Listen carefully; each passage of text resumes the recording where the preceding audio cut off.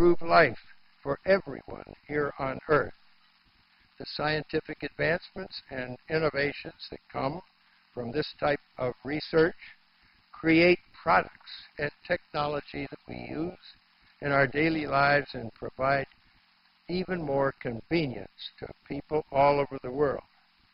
Cell phones, I've got two of them, but I left them there so it won't interrupt me.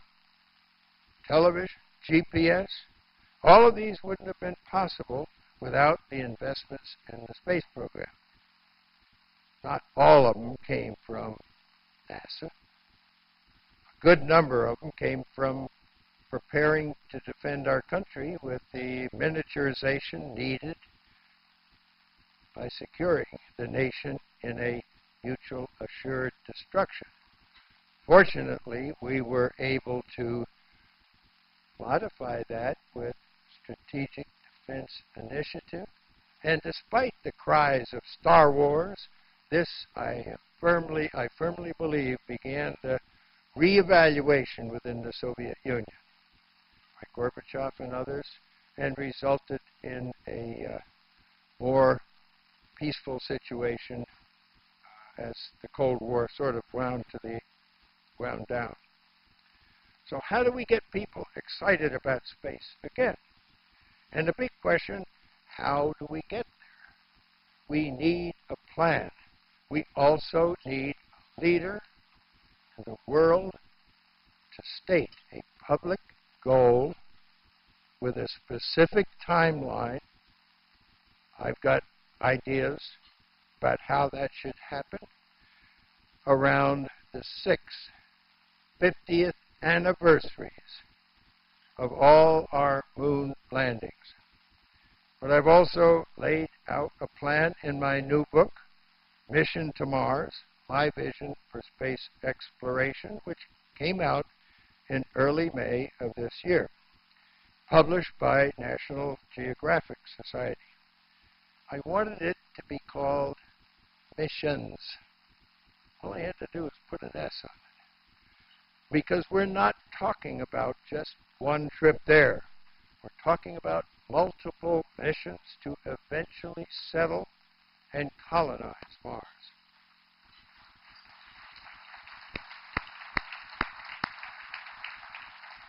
Years ago, I devised a method with cycling orbits of spacecraft on continuous trajectories between Earth and Mars.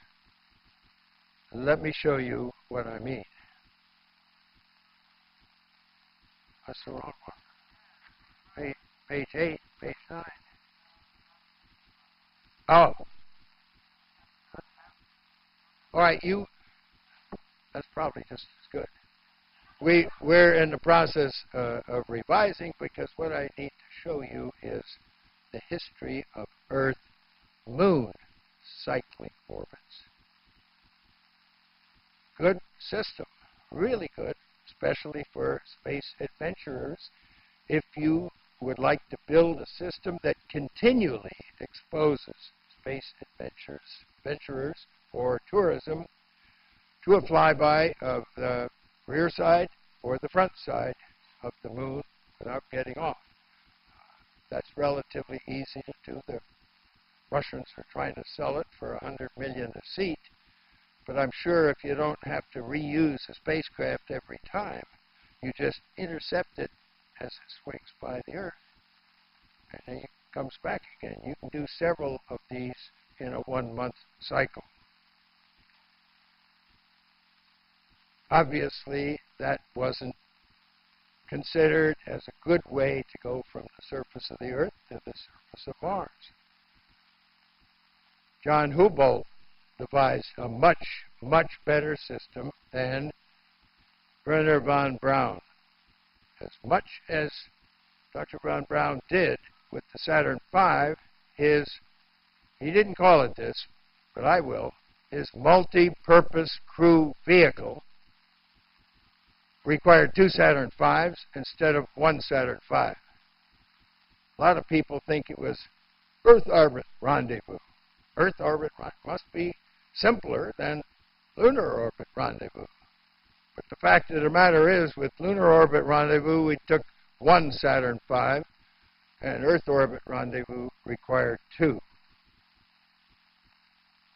In the early 80s, I began to apply my orbital rendezvous seat of the pants expertise to lunar spacecraft systems that would perform these perpetually cycling orbits between Earth and Mars. Central to the idea was using the relative gravity forces of the Earth and the gravity forces of the Moon to sustain the orbit, thereby expending much less fuel.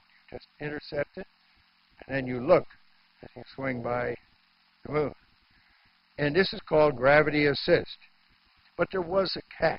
The approach took longer, or took more investment of finances in order to swing by the Moon. Good for the tourist, not so good for the person that wants to land. You might as well use what we pioneered so successfully in the 60s and 70s, lunar orbit rendezvous.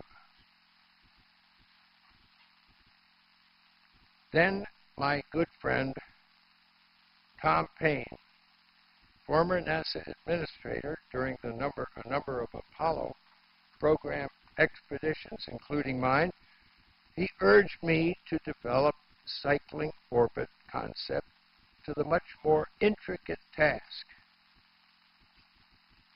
and the goal of supporting and sustaining human missions to Mars. And lo and behold, it works. We're going to add a slide that is during one 26-month period, you swing by the Earth. 5 months later, you swing by Mars. You keep going out because you came by Mars pretty fast. And you come back later at the total of 26 months and repeat it. Keep doing that.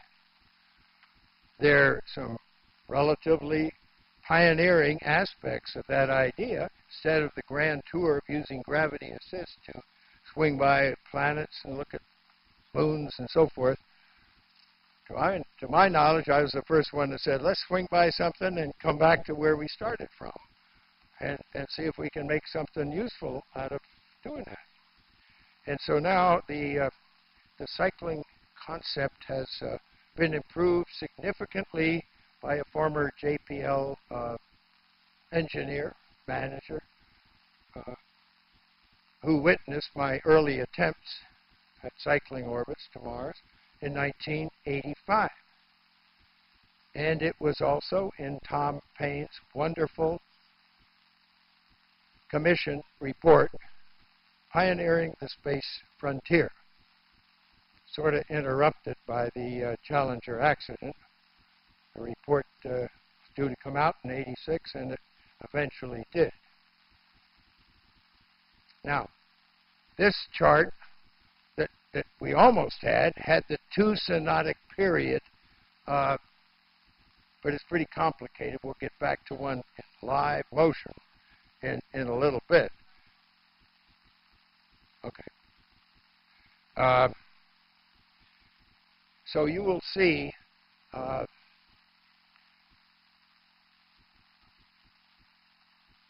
yeah, can you go backwards too? Come back to this one? Okay. No, not that one. No. This is the one that's going to show it in motion, and it's really quite fantastic. Yeah. Oh, no, we're not going out there.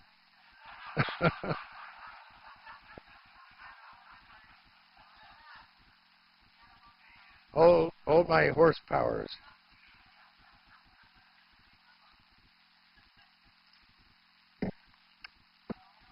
Obviously, the Earth's orbit is in blue. Mars' orbit is in red. And the transfer is in green. And then it shows a number of orbits, an orbit and a half that goes out around Mars, swings by the Earth. Now, nobody gets on or off. The certainly would have exceeded the radiation hazard if they'd been on, get off, they got on, because it's not going to come back to the Earth again for a year and a half. But what it does in this two-synodic period, swing-by opportunities, it allows a resupply, a fixing of things on